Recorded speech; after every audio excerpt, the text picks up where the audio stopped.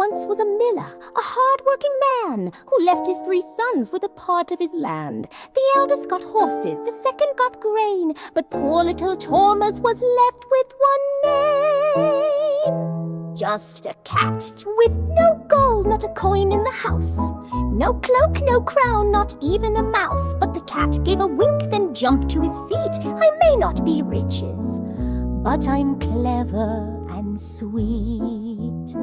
Just give me some boots and a bag if you please, and trust in a cat with ideas like these. So Thomas agreed, though it sounded quite strange, and Puss put on boots that gave him some range.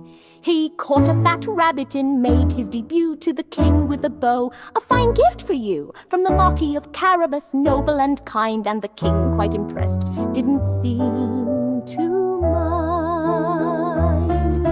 Day after day, the cat played the game, bringing gifts in his master's noble name. The king told his daughter, this Marquis is grand. He feeds me so well, perhaps take his hand. But Thomas still wore torn shoes on his toes, so Puss made a plan and off he goes. He dashed down the road, not wasting a beat, preparing a trick that was clever and neat.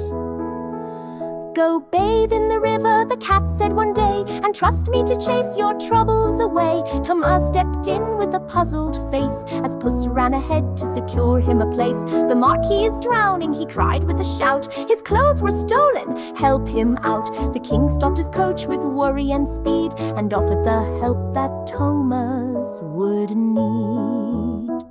They gave him fine garments and silks to wear, and the princess blushed as she smoothed her hair. But Puss wasn't done, there was more to prepare. A castle was needed to seal the affair. He sped through the valley beyond the wide field, where a castle stood with banners and shield. An ogre lived there, so fearsome and wide, but Puss had a trick and a plan to decide. Can you turn to a lion? The cat asked real nice. The ogre did so not once but twice. And a mouse, he said with a gleam in his eye. The ogre grew small, then blinked goodbye. Puss gobbled him up in one great bite, and claimed the grand castle by royal right. He swept all the floors and opened the gate just in time, not a minute too late.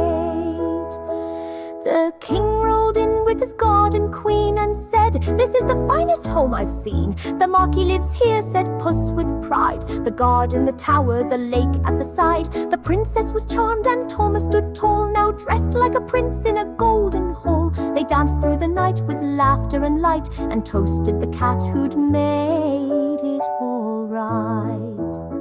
No battles were fought, no dragons were slain, just wit and some boots, not fortune or fame. The boy found a life he never had planned, thanks to a cat with a flair so grand. So if you are lost or your hopes feel flat, just trust in the magic of a cat like that. With boots on his paws and stars in his eyes, he'll take you much farther than you realize.